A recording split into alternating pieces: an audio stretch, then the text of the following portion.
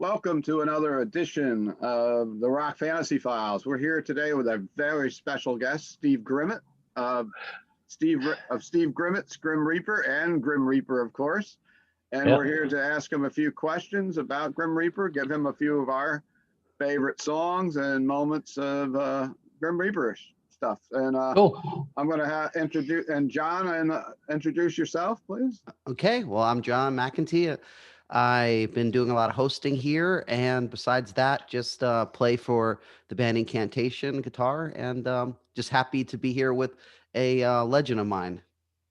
Thanks. And Denise, say hello to everyone.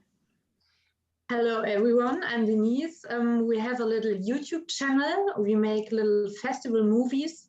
It's called Heavy Metal Home TV, and I'm a booking agent for a few bands at Redback Promotion.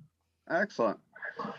So we're here with Steve today. How are you today? And where are you chatting from today with us, Steve? I'm very well, thank you. Yeah, I am talking to you from Swindon in Wiltshire in the United Kingdom.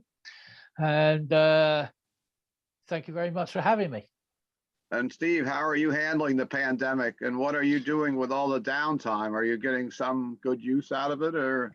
Yeah, I have been. Yeah, I've writing songs like crazy. That's been a good experience because there's no time pressures or anything, obviously. But I think my most favorite thing that I've been doing is we call it the lockdown series of songs that we all like and have sort of influenced us in the past. And that's with my friend Steve Stein. I don't know if you've ever heard of Steve, but you should check out his. He's a guitar teacher. Okay. And he's a guitar extraordinaire. He really is. And he does. I think it's Zoom lessons as well. I think, but not absolutely sure. But you want to check it out because he's a phenomenal guy and he's a phenomenal guitarist. And then we have Brian on bass and Joel Stevenette on drums, and then we have guests in for doing that. We did Iron Maiden, Number of the Beast. Okay. And Nick Vocott joined us for that, the original Reaper guitarist. Yes. And also CC as well, who plays in the Iron Maidens.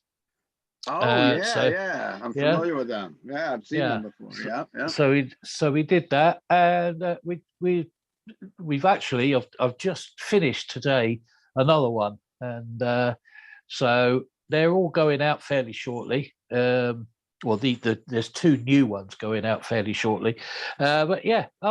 So I've been doing that, and I also build and fly radio-controlled model airplanes. So I've been doing that too. So I've really enjoyed the downtime, to be quite honest with you. Haven't been out much. I've not long had my first COVID shot, and so I'm 95% protected. Good to hear. Good to hear. We want you to stick around, make some more music. Yeah, that would be nice. Yeah. So where do we find all that stuff that you've been working on? Is that on YouTube? It's on YouTube. Yeah. If you look on my Facebook site, it's there, and Steve Stein as well. Or Steve Stein Guitars. It's on there. It's all over the internet, so it's easy to find. And well, in fact, we did. We did the first one we did was Heaven and Hell, Black Sabbath with Ronnie James Dio. We did that first, and I don't know why, but we got well over 500,000 hits with it. Oh wow! I know, it's incredible. It is really incredible because the others haven't come anywhere near as close. But there you go. That's great. And what's going on before we start spinning around to the other host? What's going on with your main project? Steve, your version of Grim Reaper, Steve Grimmett's Grim Reaper. I can't speak this morning. It's okay. It's going okay. You know, like I say, I'm writing new material for that. We have got potentially a tour in October this year of South America. Okay. So I'm looking forward to that, but I'm not, pinning my hat on that one because they've still got lots of problems out there. Yeah. So that's penciled in, sort of thing. But then I'm looking to tour in March, April time next year, doing another 2-month tour of the US. So excellent news. Yeah, so that's all. It's all good news, and should be okay. And I'm looking forward to it, obviously. And what can you tell us about the last album that you put out now? You didn't really get to do a touring cycle for that album, correct? With the COVID. And what was the name of that? And maybe just fill us in a little bit about that. About your Well, latest we had Walking in the Shadows, and then do you know what? My brain is just fried. Mine too, yeah. Yeah. At the gate? At the gate. Of course it is. And I was only thinking about that just as we started talking as well. And At the Gates, it was a kind of an album of me losing my leg. Yes. And just general stuff like that. It was all a bit of a, because normally it was the guitarist and myself that normally wrote all the stuff, but I'm still suffering with post-traumatic stress disorder, and I sort of I hit a writer's blank, and I needed help with the rest of the songs, so the boys came up and did their stuff. They actually stepped up to the plate and helped out, so it was all good news. So it was a bit more of a collaboration on everybody's part, really. So yeah, it was but still I think it was a good album. It's done okay as far as I know, so yeah, it was good, but again, so we didn't really tour it. So I remember you were supposed to come to the local venue by me, and I know you're familiar with the building, is the Chance in Poughkeepsie, New York.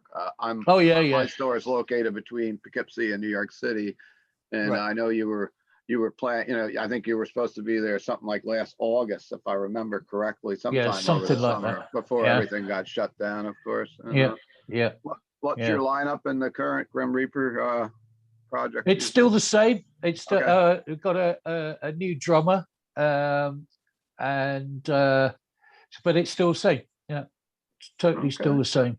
So boring. Cool. I guess I'm gonna swing the driver's the steering wheel over to Denise and let her ask a couple questions for you right now. Sure. Yeah. First of all, congratulations to that voice, Steve. How do you train it? What's your routine? I don't, unfortunately. That's a question I get asked quite a bit. What do you do? What training have you had and all that? And I haven't had any. And I have struggled with it in the past, but it's since becoming older, it's got better and better.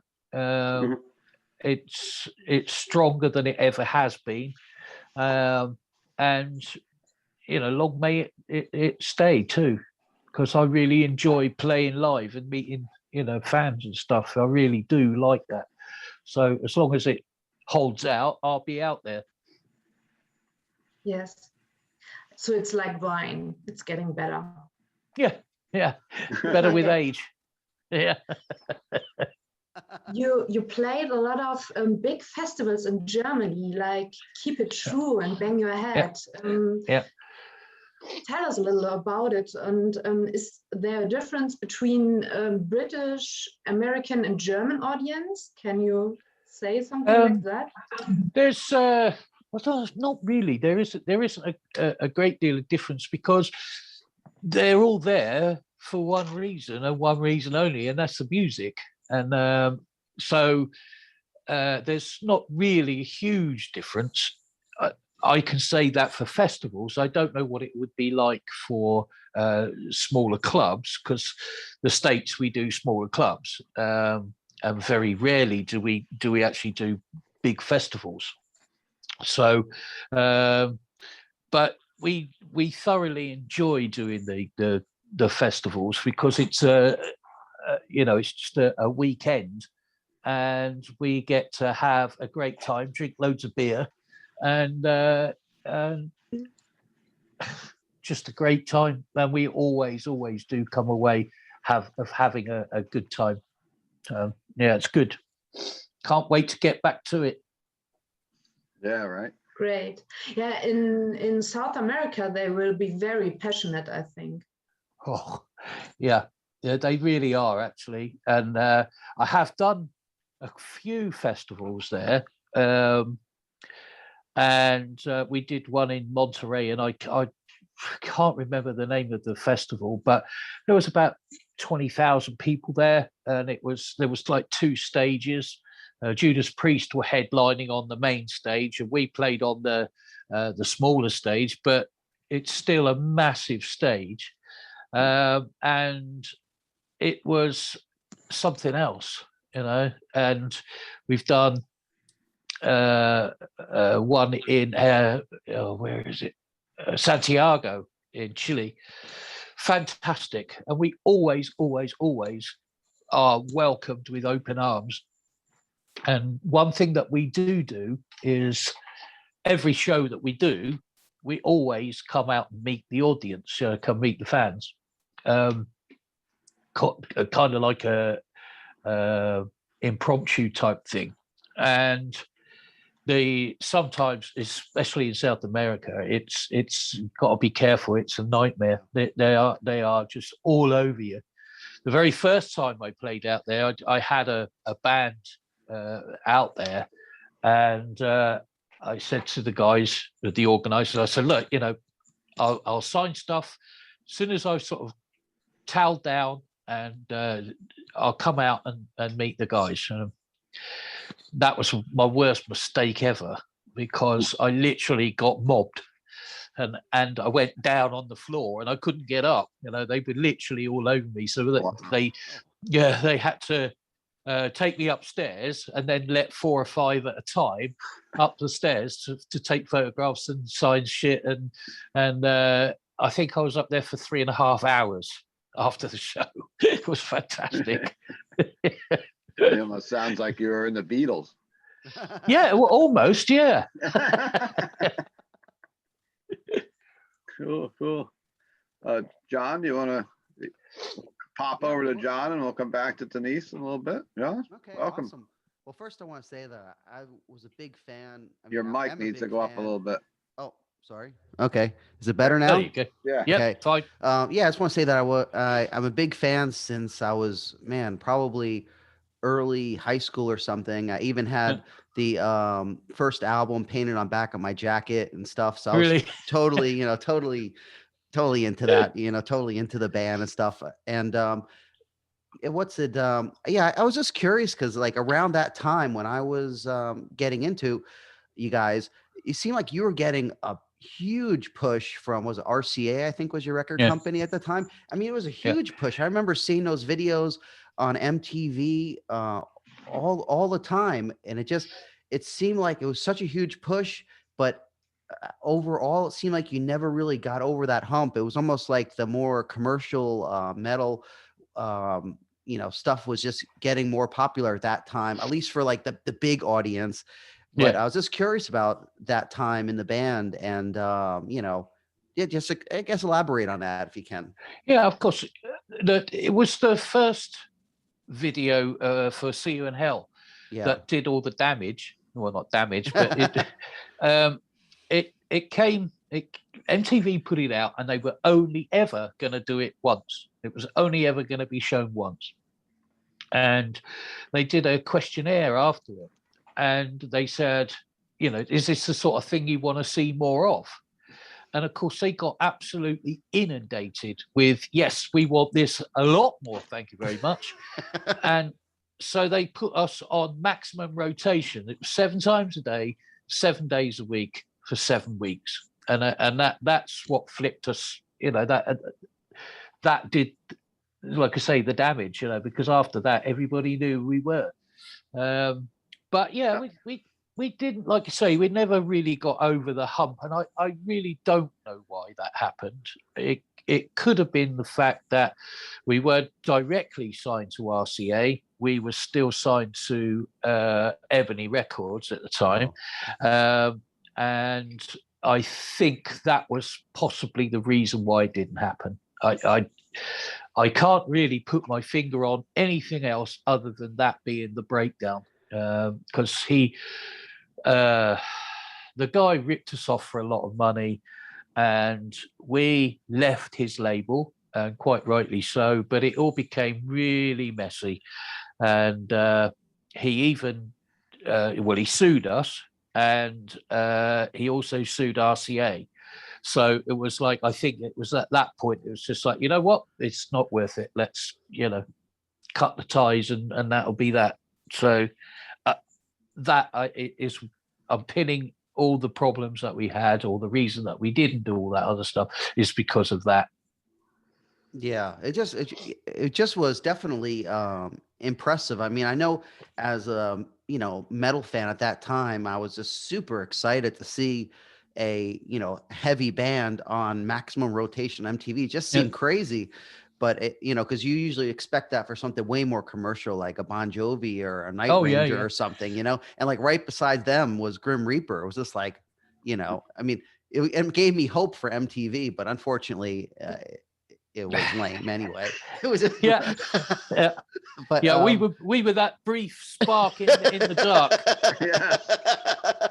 Yeah, for sure. And then see ya. Yeah, but I think even the other video, I don't think it got quite as much exposure. The was it Rocky to Hell? Didn't get as much, but it still but it still did pretty good though. I mean, I still remember seeing it, but maybe it was more. All the albums did okay, and MTV did their part. But obviously, we haven't really got that now. We have our own social media, which is far better, to be fair. But it's that's the reason why it helped then, because you didn't have social media, But like you say, RCA pushed it. I mean, they were giving singles away in Circus magazine and stuff like that. The plastic thing with the Reaper behind it, the flexi disc. I've signed loads of those, and they really did get behind it. It was awesome. I mean, in the ballpark, did it sell really well? Did it reflect that video, pumping that video? Did it actually help, or you never really found out, or is some bands never know? No, I didn't find out. And to be quite honest with you, but in fact, very truthful with you, I've never seen a penny for those days. I'm actually fighting it. I have been for the last 10 years, trying to get my money or our money from RCA, and it's still going on now. And especially it's so like, long ago, it's tough. I know, yeah. So, but I've got people over here that are searching, and no, I'm not searching, but they're just testing RCA, and RCA are just ignoring us, and it's such a shame. Sucks. So you got to say, well, they've either owed us so much money that they don't want to pay it out because they're obviously earning interest on it, and or somebody's already had the money and they're thinking, oh, we screwed up here. We'll just stay quiet and waiting for them to disappear off there, But that's not going to happen, I can assure you. Yeah, that stuff is just so messy and complicated, especially when you have a in-between label. You weren't even working directly with them, but a big company like that too is really tough. One other quick question was, I was doing a little research, and it seemed like you played some really big shows. I don't know if they were festival or shows in the States with bands like Scorpions and Bon Jovi and stuff like that. I mean, Yes. how was that? How did that go over? Because it seems like those are pretty commercial shows, which is good for you to get that exposure. But Yeah. maybe you're a little bit too much on that, the heavy metal side for that in a way, Yeah. We did a few big festivals, but the biggest one, like you say, when we played with Deep Purple, Bon Jovi, and all that was the Texas Jam. Oh, okay. And that was at the Dallas Cowboys Stadium, and that was the biggest. Wow. We were sort of playing 5,000-6,000 a night, and then you're thrust into 83,000 people, and it's like, holy shit. I mean, there's quite a story which I must tell you because I think you find it funny. That we were picked up from the hotel and in a limo, and the guy said, "Look, I'm not going to go in the normal route because it's becoming congested." It was like, "Okay, fine, yeah, whatever. You're the driver." And Nick came up with it. He said, "We've just passed that place." And then "Are you lost?" to the driver. And he goes, "Yeah, I am lost." I was like, "All right, okay." And we kept going around, and then all of a sudden there was a house with a police sign in the front of it. And we said, "Look, stop there. Go and ask there because you'll get all the answers you need and the direct route." And he was there because his police car was outside. So he goes in, and then this policeman comes out with a couple of albums. "My son's really into you. Can you sign these?" We said, yeah. He said, "Right, okay." He said, "I'm going to give you a woo-woo escort all the way into the stadium." So it's like, oh, awesome. Yeah. And it's just as well he did, actually, because we had 20 minutes to once we got there to get changed and get ready to go up on stage. And it's just as well, because had I seen that audience before, I would have, well, I don't know. It was bad enough seeing it in for the first time anyway. My mouth went dry and everything. But yeah, no, it was a great day. Really, really good day. Yeah, it sounds like it'd be just an amazing experience to perform with such iconic bands, and just to play for a crowd like that is just out of control. What year do you think that was? What year was that? That was 87. Oh, 87 was 87. Okay. Yeah, 87. Yeah. I can remember a tour that I saw you guys on back in the day. I think it was at the Mid-Hudson Civic Center, if I'm not mistaken, in Poughkeepsie.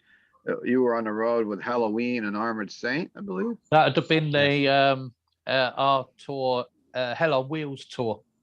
Okay. Yeah, that was it. That was great. That was. We didn't really befriend the Germans, and that's for no reason at all. It was just that I think there was a language barrier there. But Armored Saint we got on really well with, and I saw Armored Saint. Oh, was it maybe 2 years ago in Brazil, and went backstage, and it was just like the tour, Oh, hi, hiya, no time gone, in between, and a great bunch of guys. The only one that's missing, of course, is Dave. He died at the age of 26 with leukemia. So, it was a shame. Yeah. But yeah, it was a good tour. Yeah, that tour is a powerhouse of great vocalists too. I mean, all those guys are just amazing, including you, obviously. Yeah, John and is it? I can't remember the Halloween singer's name. Michael Heisch. Michael, okay, yeah. I mean, there's a couple over the years, but probably in that tour was Michael. Yeah, he's a great singer, a little like Bruce Dickinson. Yes, I thought so.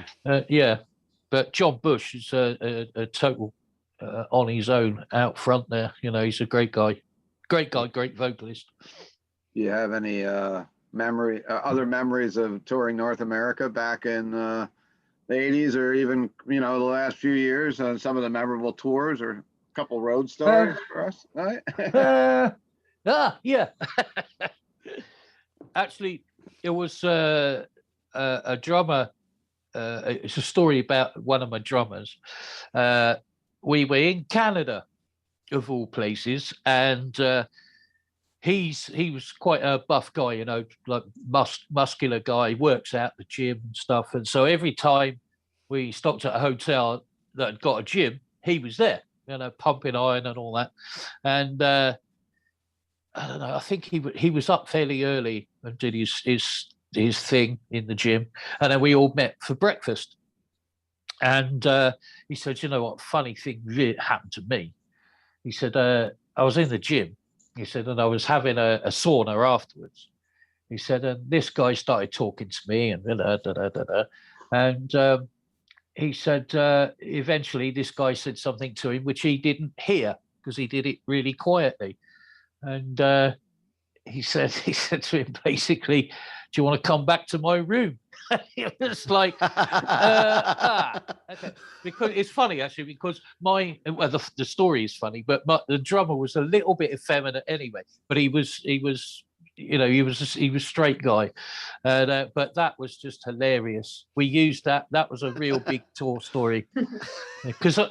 And different as well, because all the other stuff could be, well, I met this woman, but that was so totally different and something that would never ever happen again. I'm sure it wouldn't.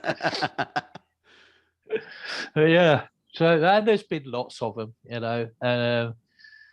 really, in the 80s for Reaper, it was really sex, drugs, and rock and roll. It really was, and. Yeah, I'm glad I lived through them, but I'm glad I made it through too. Excellent. What was your first tour of the United States? Who were you out with? Your headliner or opening up? We always headlined. Okay. I don't know why, but maybe because you're on MTV 24 hours a day. It might have been, yeah. It very well probably was, but yeah, we did some touring with a few different bands, but not many. We did a couple of weeks with Uriah Heep. Wow. That was good fun. They're a nice bunch of guys. And then the last night, I remember our last show with them, I normally had a glass of water on stage, and I got this water, I don't know, I got through about 3 songs, and I'll have a drink. Whacked it in, and it was a pint of vodka. Yeah, and that's not really that funny, but when you was expecting water and it was just like this fire-breathing vodka. Yeah, of course. Yeah, but it was just little things like that I remember more than the sex, drugs, and rock and roll things that had happened. Yeah. Cool. I got a question from another guest who was supposed to join us today, and his household is suffering with COVID at the moment. But I figured I would ask a couple questions for him, and we'll throw it back and I'll give a couple of my favorite songs, and we'll throw it back to Denise, and we'll go around. And he asked something about you trying out for Black Sabbath in the 90s, and I didn't actually try out for them. I was contacted. It was Bobby Rondinelli actually got in touch with me, and said, "Look, we want you to join." Well, actually, it was my record label got in touch with me and said that you've got to get in touch with this guy, but we want you to finish the album that you were doing for us. And I was in my band called Lion's Heart at the time. Okay. And so I gave this number a ring, and it was Bobby Rondinelli. And he said, "Yeah, man, we want you to come and sing for Sabbath," And I was like, "Whoa, okay, yeah, great. Love it, loving your work." But it never came to anything because Ozzy rejoined them at that about 2 months afterwards. And so that was a pain in the backside because I would have enjoyed that. Really would have done. I sure would have loved to hear that. Yeah, that would have too. been great. Yeah. Yeah, I would have loved that. So that Yeah. was what was that around when Tony Martin was leaving the band? I'm trying to think of the That's time. probably after period. Forbidden then, if it was when Cross- Osbourne was Yeah, I back. think so. I can't Yeah. actually remember, but yeah, something like that. Yeah. That's an interesting story. And another question that Chris Allo had for you was Grim Reaper kind of broke up at the peak of your band's popularity a little bit. Yeah. Well, What again, that was down to the fact that we had a lawsuit served against Okay. us, and part of that lawsuit was that we weren't allowed to perform anymore until it had all been sorted. That's terrible. So That's yeah, horrible. yeah. Not only did he rip us off for a lot of money, he stopped us from working too. Ugh. So Ugh.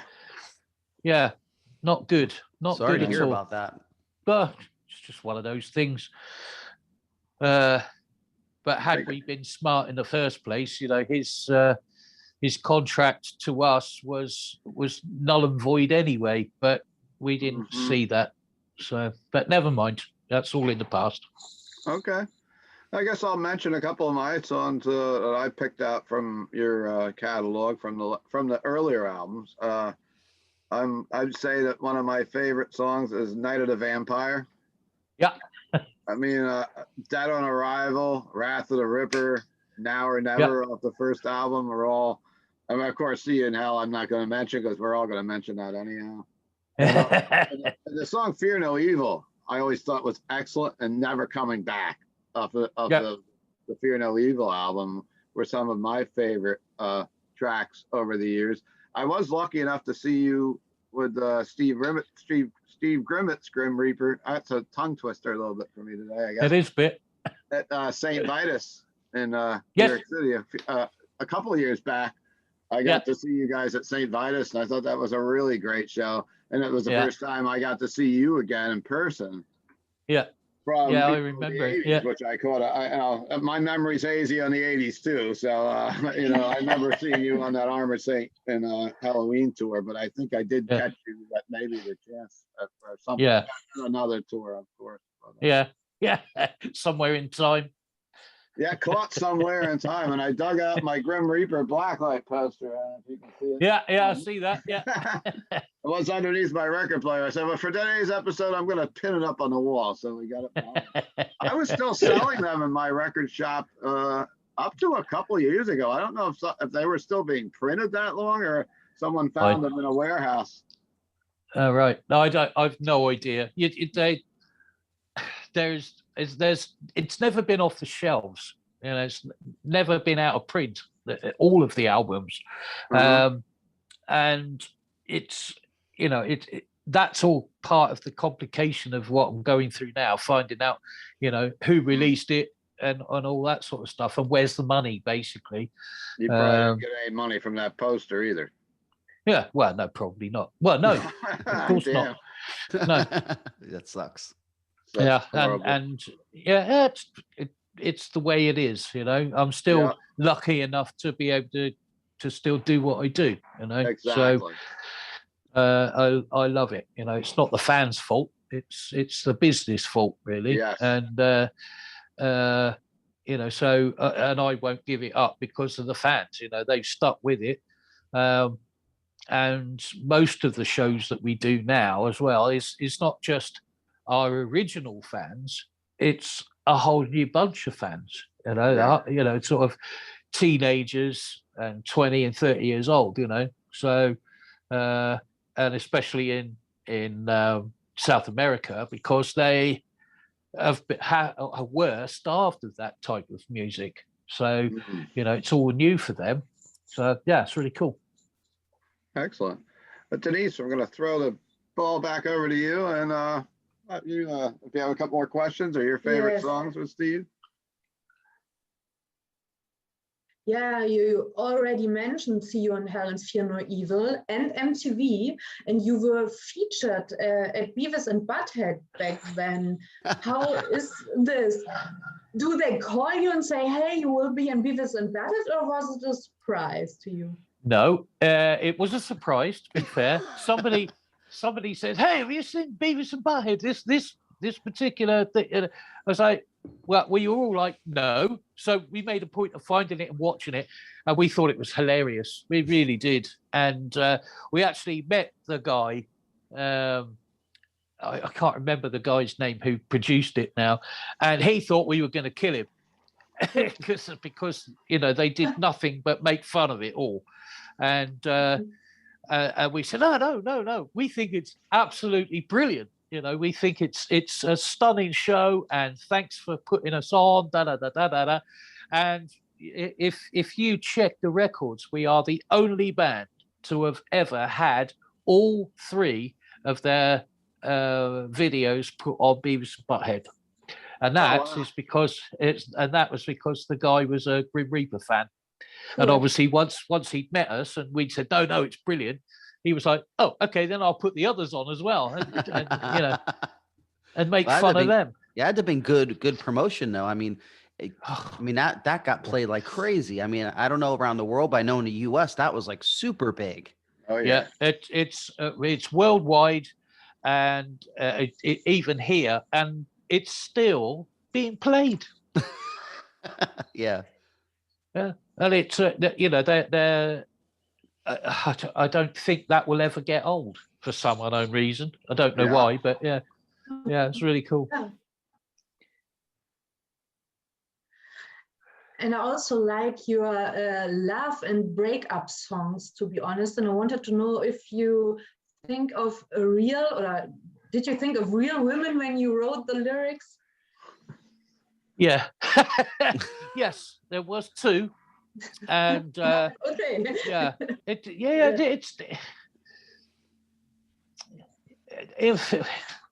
because Grim Reaper's lyrics were mainly, I don't know if you've ever heard of Hammer House of Horrors, with Christopher Lee. The Dracula and Frankenstein and all that was what Grim Reaper was about. We were always punted as devil worshippers and all that sort of thing. We were like, well, don't get that. What basically all our songs were 4.5 minute, 4 minute Hammer House of Horrors, and that was it. So the love songs were actually something that was totally out of our domain, really, as being true, and not made up and not fantasy and all that sort of thing. So your heart goes into them a little more, although although I always try and tell a story, whatever it's about, whether it's fantasy or whatever, it's always from the heart, because it means more, if I do that. Yeah, when you sing Never Coming Back, I feel you. I said that too. Yeah. Before. Yeah. Yeah. Yes. And Liar is a breakup song too. And it's like that one I sing with anger, So it's but it's all from the heart, so it's and cool, Wasted Love, I think. Wasted Love, yeah. Although I didn't write that one. That was the singer before. Yeah, I like that. And they're great songs. They're really great songs, and it's funny actually, because when we do Wasted Love, I always introduce it as a song that I thought is a great song, but the rest of the boys didn't want to do it because they think it's a song for girls, and of course and when we start, it's like the kids go mad for it. It's like the hair metal song for Grim Reaper. Yeah, exactly. Yeah. But they're great songs. They're really good songs, and I think all of our songs still stand the test of time. I mean, I'd be lynched if I did a set, whether it was with Grim Reaper or whoever. If I didn't do "See You in Hell," I'd be lynched. And that's the common phrase that everybody uses when they get in touch with me on Facebook or whatever. It's like, see you in hell. Okay, yeah. See you in hell, my friend. Yeah, I get all that. Yeah.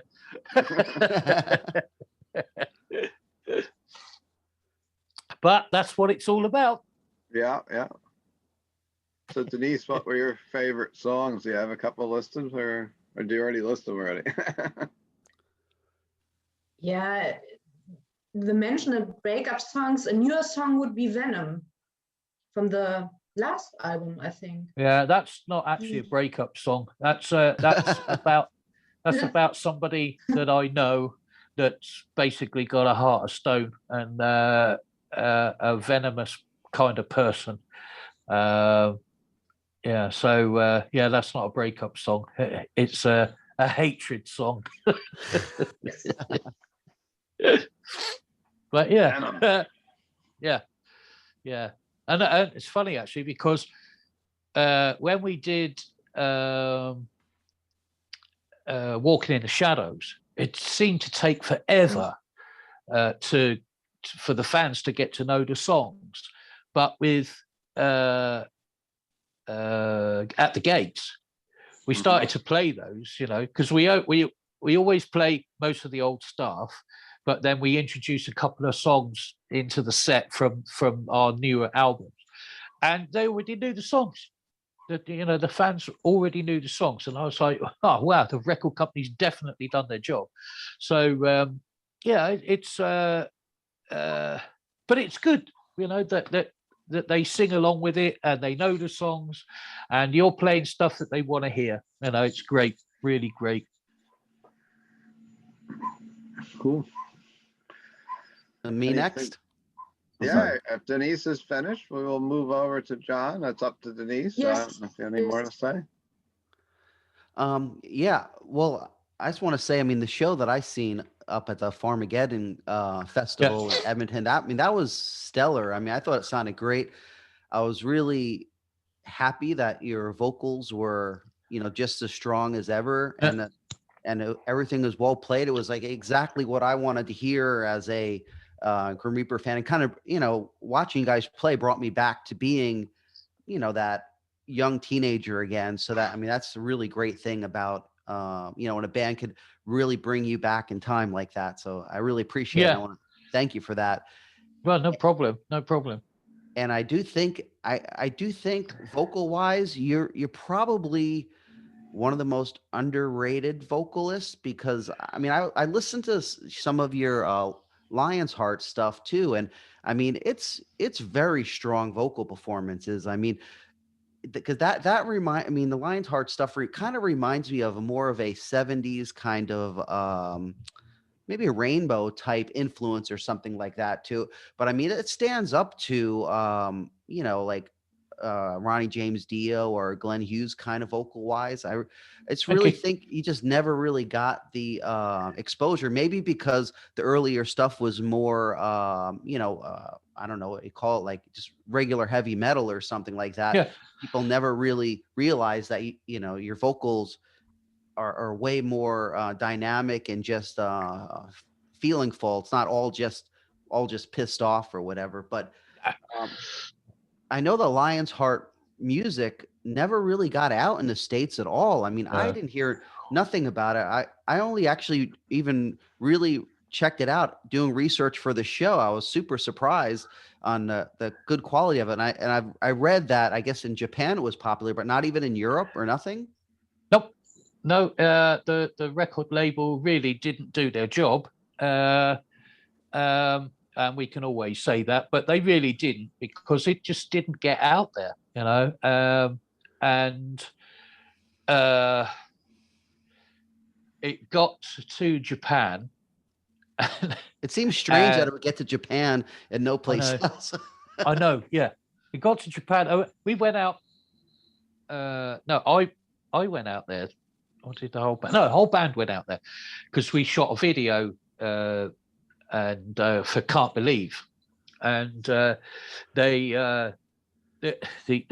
A&R guy picked me up in the morning of release because we were out there, and he said, Steve, if you sell 15,000 copies in Japan, it's classed as a real big success. And I was like, oh yeah, that'd be phenomenal if we could do that. And he said, we did that within the first hour this morning. Wow. And I was like, what? it sold that many that it went straight to #1 in the Japanese charts, which is unheard of for a non-Japanese band. Wow. And that was another, another place that, took us into their hearts. And I shall never ever forget it as long as I live. We did the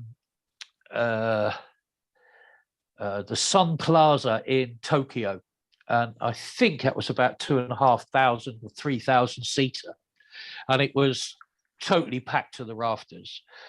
And I had a panic attack while I was there. I was like, I can't remember any of the songs. I can't remember the lyrics. So I had my manager write them all out on paper, and so I could put it, in front of my monitors and that. And I didn't need them because the fans knew the songs, and they were shouting the songs that loud, I could hardly hear the back line. It was phenomenal. And I had to have guards wherever I went, because somehow they'd find out where you were and what you'd be doing, and where, because you travel by train all over the place. So, and they would be there at the station as you were getting onto the train, getting off the train. And I did an in-store there. I can't remember where it was, but it was in Japan, and it was not a huge mall, but it was a record store, and there must have been about 2,000 or 3,000 people there, all waiting for me to sign stuff. I was like, "You've got to be kidding me!" And that was what it was like. It was fantastic, great, a great time. And I know that they are chomping at the bit to have Grim Reaper out there, because Grim Reaper have never played anything out there. So yeah, that's going to be another fantastic experience, I'm sure. Was there any other place where the Lion's Heart stuff hit at all? Because no, crazy. I know, and it was released on a European label as well. So It was like I was sorely disappointed with that. Really, I know. I mean, in the States, it's really strange though. Even if good quality, like I would consider it more of a classic rock kind of thing or hard rock kind of thing, but that stuff doesn't get any exposure on the radio here at all. Like, no, it's really ridiculous, because if a new band comes out and does anything good hard rock wise, it just doesn't get passed up. Yeah, it dies. Yeah, slips between the cracks. I don't know if in your research you found a Steve Grimmett band album called what was it called? No, that was it. Yeah, and there were some really great songs on that, and that was a European label that released that. It just died a death. I was so sorely disappointed with it, because it was the best sounding album that I'd done, and it just disappeared. And I was really disappointed. Really disappointed. I know, yeah. A lot of it's timing too, and obviously the work that the label does. But another question I wanted to get into was, how did the Onslaught thing come about? Because I've heard that it was something like the label wasn't happy with the vocals on the album, and you kind of just jumped in. They got you to do the gig. I mean, can you elaborate on that a little bit? I can. Yeah. I had just split up with Grim Reaper, and then it was about 2 months later, I had a phone call from their manager, Kevin Fetterplace, and he was like, "Oh, what are you doing? We'd like you to sing on this album, and we've lost a singer." And I was like, "Oh, okay, all right, okay. Best thing you can do is send me a tape that I can practice to, or even record to."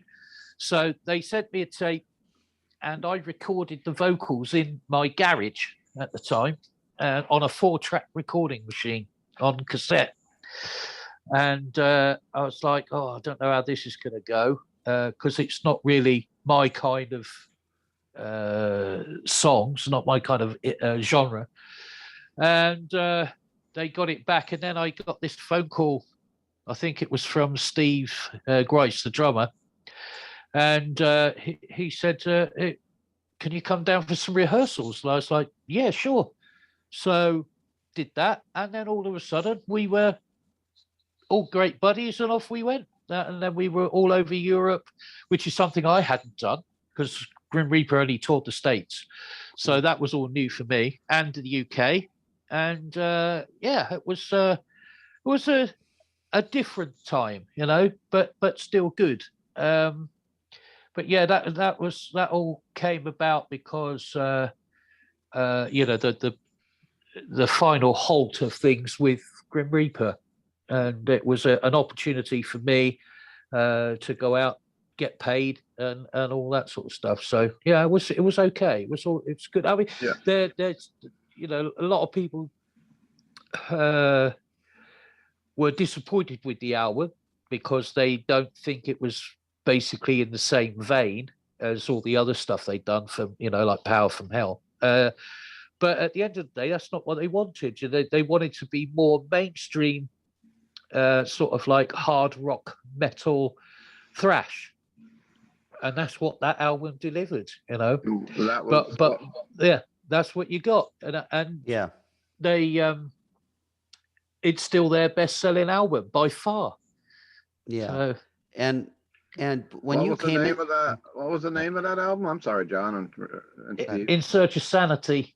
That's right. Yeah, I sold tons of that album when that came out. I remember being a big fan of that record because I was a fan of Grim Reaper, and then having you join it, I was really, following that. And of course, Yeah, I mean, it came really as it shouldn't have come as a surprise to anybody, considering, my background and what they'd done. It shouldn't have been any surprise that it was going to be totally different, Mm-hmm. And it was funny. I skipped the reason why I ended up doing it. They heard Sykila's version of it, and the record label were not happy with it. They actually rejected the album. Have you heard that version? I have heard it. Yeah. Was it that bad? No, it's not that bad at all.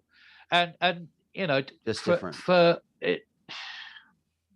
Yeah, it wasn't the commercial sound they were after, and Cy came in for a lot of shit through that, especially some of the band members. And, I felt really sorry for the guy, and in fact, I get on really well with Cy, to be quite honest with you, because he realized that I didn't take his spot because it had already gone by the time I got there. So, and it would have taken an awful lot more work he could have done it, but it would have taken many, many more months for him to be able to do it. He can sing that well, but it would have taken just a long time, But yeah, it was a great album. Well, was the album? I'm sorry. I was going to ask, was the like the lyrics and everything already done for you? Yep. Okay. Yep, it was already done. Yeah, everything was done. I didn't have a hand in writing the album. Just basically, I think it might have been the day after Christmas Day. I was on a Pan Am airplane, Pan Am 747, winging my way to the States, and literally shitting myself all the way. It was the only time I've ever actually felt really good about the wheels touching tarmac the other side of the pond, because obviously the Lockerbie disaster wasn't, it was fairly recent to that. And so that was because my manager said, "Oh yeah, you've got to go do this, do that," and I said, "Don't you dare send me on Pan Am." And it's like, no, I won't do that. And of course, that's what happened. I get to the airport, still hadn't got my tickets, had to go to the ticket office, picked them up. It's like, Pan Am, you bastard. And I couldn't get hold of him. and you could tell that everybody was thinking the same thing, because there was nobody at the Pan Am desk, but all the rest of them were like full up, people waiting to get it. I was like, oh, okay. Yeah, the plane was virtually empty. So, yeah. Well, never mind. Yeah. Well, yeah, I mean, thank you very much. I totally appreciate you answering my questions. As far as songs, it's really tough to pick because I really, those first two albums are just part of my metal DNA. So I mean, I I still listen to the See You in Hell album all the way through all the time. And, it just represents a, great time of my life and stuff, and kind of one of those inspirational albums that really helped me want to become a musician myself. So I, definitely appreciate the music. So I just, I have to go the wimpy way out and just go with like all the songs from the first two albums to me are total classics. And I, after seeing it at the show too, at the Farmageddon show, when you played the new material, it fit in just perfectly with the old stuff. I was just really happy about that. It wasn't like, okay, we're playing a new song and it's like, just playing a new song and it still had that kind of get up and go. And I just, the lineup that you had at that show I thought did a really great job, especially playing at such a cold ass freezing outside. It was cold. Yeah, it was cold. The only thing that was missing was snow, really. Yeah. But yeah, no, it was still a good show, and I still see a lot of the people that fans wise, that came to that show. So yeah, it was a cool thing to do. And every so often those come out of the woodwork, and you end up playing them and really enjoying it. Yeah, it was a blast. Yeah, it was a blast. For me, it was just a trip down memory lane, here, especially hearing those early songs. It just, like I said, they never leave you. Even if I didn't listen to it for a while, it's one of those things you hear it and just like, it brings it right back to you, Yeah. I gotta say, obviously I don't know how many millions of times I've played those songs, and it never, because of the fans and the way they react when I tell them what the last song in the set is, because they've been waiting for it all night, Yeah. And the reaction is just stunning, and I look back at the show and think, what? That's the reason I still do it. That is the absolute reason, because that I love to see the joy on people's faces and the smiles, and that makes me smile as well. We did I don't know if you've heard of the 70,000 tons of metal. Of course, yes, course. Great one. Yeah, we did that, and I think it was our first show, because you do two shows on the boat, and the first one was in quite a big auditorium, and after the show, Ian, the guitarist, came over to me. He said, I know you were enjoying that show. Yeah, I said, why is that? He said, because there was a time there where you'd got the crowd going, singing a song. He said, and the massive beam you had on your face was phenomenal. That's the way it is. That's why I do it, because I love singing the songs. I love playing the songs for the fans, because they make the evening. They make it all special for me. And that's why after losing my leg, it was like 6 months to the very day, virtually to the very day, that I got up on stage again with a prosthetic leg and did the set, and that was the time where the fans actually made me cry, because it was a split level stage, and I didn't wander off the top one, to be fair, because I was still a little unsteady on my leg. And I said because my wife was there with me, and I said, look, take me down these stairs, because I want to get out to the front to see the fans. And she did that, and then I started walking towards the front of the stage, and the fans just got louder and louder and louder, and it was just like, it reduced me to tears, really, because it was that's why I did it, and they've made it worthwhile. That's a good reason, though. I mean, it especially when you get older and stuff, things happen, that are unfortunate, and it's nice to see somebody able to kind of come back from, a tragic situation as getting your leg amputated. But it's nice that you're not letting it stop you. And, that's true. It's inspirational, and it's the metal spirit, I think, too, to have, is to be able to say, things might try to hold you back or whatnot, no matter what it is. Maybe when I was younger, it was just people telling you can't do it, but then older, there's other reasons why, and you still do it. So it's, it's a great example for all musicians, especially the metalhead musicians, I think. Yeah. And I've met so many disabled fans too. Yes. And that now I'm disabled, it makes the whole thing even more special, because these guys are, I'm permanently stuck to a wheelchair because you can't wear your leg all day. And it was, it now means a totally different thing to me. It did before, it was special, don't get me wrong, but it's totally different now, and I think it was in Brazil somewhere. It might have been Sao Paulo, actually.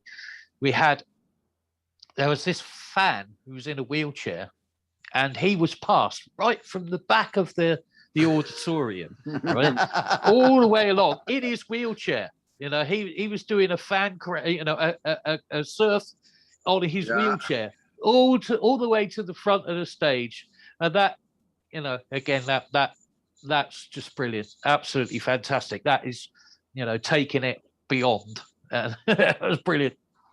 Yeah. Yeah, I give you a ton of credit for going through your battles. It was a leg. My dad had lost a leg and had a prosthetic when he was alive, and so I know what you were going through. Yeah. It's of course I got a big training regime to get back to when lockdown finally we get released, if you like, because I haven't really used my leg at all, and I went to the prosthetic hospital a few weeks ago. God, it nearly killed me. I was so unfit, because I spent nearly over a year in my wheelchair, not using my leg, and it does take an awful lot of effort and energy to use a prosthetic leg. So I've now got to get back to fitness, So, one question about that, if you don't mind asking. Yeah, of course, not is the problem you had with your leg, was that something, was it like a pre-existing condition, or was it something that happened in, because I think it was Ecuador, right, where you had the surgery done? Was it something like, was it a freak situation, or was it something that you kind of knew there was a problem? No, it was a bit of a freak-ish. I had a diabetic ulcer on the bottom of my foot. I see. And I thought it cleared up. So did the hospital. And the first 10 days we spent on that tour was in Mexico. And Mexico water is not great. You don't drink it. You don't clean your teeth in it. And basically, I'm sure that's where I picked up the infection. And by the time we'd left there, got to Ecuador, I think I knew that I wasn't feeling great when we were in Quito, and then we went to Guayaquil, and that was when it just did me in. I could hardly walk.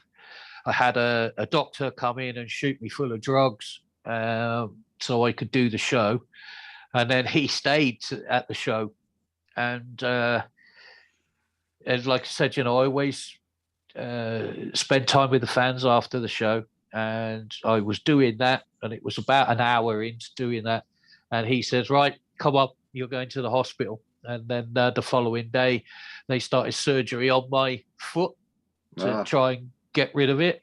And when it was a few days after that, they took the dressings off, and I thought, I don't want that on the bottom of my leg anymore. That looks awful. And ended up having a below knee operation. Had that gone well, that would have made the whole thing loads easier to learn to walk. But I got necrosis in the cut, which is a flesh-eating disease. And I ended up having to have an above-knee amputation then. And that's an awful lot more effort and training to learn to walk in a prosthetic with an above-knee problem. But I seem to have managed to I'm okay with that, and I can still drive. I've got a left foot flipped accelerator pedal car, not pedal car, but and I have conversions for that and all that sort of stuff. So yeah, I mean, life's sort of okay. The house has been remodeled around me, and I've had wider doors and stuff like that, and I've got a chair lift to get upstairs, all that sort of stuff. But yeah, it's okay. I'm still alive. Yeah, and I can still do what I do. Yeah, exactly. Yeah. That's good. And you've got battle scars to show, right? I do. Yeah. Well, I'd like to thank you for joining us today. And no problem. Denise lost internet or something. She had just reached out to me. She had one more question for you, if you could answer one more. And she'd like to know what you're currently listening to at the moment, like what you're being a fan of. Any newer bands or anything that you're just in the mode to listen to at the moment? No, I haven't listened to anything new lately, to be quite honest with you. I've been revisiting a lot of old stuff. I think actually, no, that's not quite true. The newest album that I've been listening to, although it's not a new album, it is Ozzy Osbourne's "Ordinary Man." I think that's I think it's a really good album, and you can tell his sense of humor in it too. And it's a fantastic album. It really is. My hat off to Ozzy, because it really is cool. But I've been revisiting old stuff. It was a decent album too. A lot of people balked at it, and I thought there were some fun songs on it, and it seemed like it was Ozzy just trying to get a message out to his fans. He was just enjoying himself, Yeah. It was his best album in a long time, really. Yeah, I think you're right. I do think you're right. And then he's done a lot of collaboration stuff on it as well. Yeah. And did the Ordinary Man with Elton John, who is the reason. Is the reason that I sing. Elton John, and Elton? So what are some of your? I guess John, I'm working over Johnny. I'm not letting him ask any questions. But what are some of your early influences? Elton John is one of them. Elton John is the main reason that I sing. Yeah, I was really big into him, and it turns out that my mum gave me the family Bible, and years ago. I mean, it's from 1848, I think this Bible is, and when they had a Bible like that, they used to write in the family tree. And actually over to one side of the family tree are the Dwights. And that is Elton John's family. They're part of my family. I don't know exactly how that happens, but yeah, it's quite, because we all lived in the same area, sort of in Buckinghamshire. So yeah. But yeah, that was just maybe he got his pipes. Can you do those super high Goodbye Yellow Brick Road screams? Oh yeah. Yeah, awesome. And it's funny with that Ozzy Osbourne album over here in the States, at least, you don't even hear the like, wow, Elton John and Ozzy Osbourne are doing a song together. All you heard in the States was Post Malone was doing, whatever it's current in top 40 in the United States seems to be media. That is a big deal. They'll do something with Elton John. I mean, holy crap. Oh You yeah, would think that absolutely. Elton John would be the headline, like, because it's overlooked that Elton John's on that record. Yeah, That's absolutely. True. Yeah, I'd love to sing with Elton John. I'd love to do Don't Let the Sun Go Down on Me. God, I'd love to do that with him. I mean, I'm 60 years old. I grew up with all those songs on the radio, and I'm a metalhead, but I'm an Elton John fan also. Well, yeah. But you appreciate good music, and there's some duffers that he's done, but it's like most of it's really good, and he wouldn't be the multi-millionaire that he is had he not written good and songs. He's got his comeback song that kind of fits for you, Steve. I'm Still Standing. Yeah, absolutely. That's a good one, actually. Yeah, he's still standing, man. Yeah. That should maybe be your intro to the Grim Reaper shows. Great idea. I'm going to write. That really is. Yeah, but also we could do we could do that as the lockdown stuff. Yeah, that'd be great. I'm giving do a rock version of it. Yeah, he's making a note. Yeah, I am. Yeah. Yeah. Thank you. Maybe we're making some news here today, John. Yeah. So, John, you got a closing statement for Steve? We're running a little bit over an hour. Yeah. So. Okay. I would like to thank you guys for having me tonight. That's been fabulous. Or this afternoon for you. It's been fabulous. I've really enjoyed it. What I'd like to say is to my fans, thanks very much for all your support throughout the years and your continued support through the future years. I will be there as soon as I possibly can. Thank you very much. Yeah. Thank you very much. We all appreciate what you do. And for it's the classic stuff you did is amazing, but it's great to see you still standing now and kicking ass. So we really appreciate it. Lovely. Thank you very much, guys. And take care. And how do we find you, Steve, on the web and everything for your fans? You can find me on the web. We got a website as Grim Reaper Official .co.uk. That's over the year that's sort of like gone to pot a bit, but we are working on getting it sorted. And then Facebook, there's Steve Grimmett Official, Steve Grimmett, and Steve Grimmett's Grim Reaper. It's all on Facebook. You can get in touch, ask questions, whatever you want to do. I'll make sure that those links are in the bio for this episode. Awesome. And please take a moment to subscribe to the channel. And we've got some great stuff coming up. And later in the week, we're going to do an episode that John's put together on a new wave of British heavy metal. And Steve has agreed to be a guest on that, too, along with some other guys from that time period. And it should be an interesting program. Awesome. Thank you very much. See you in hell. Yeah. Not if I see you first.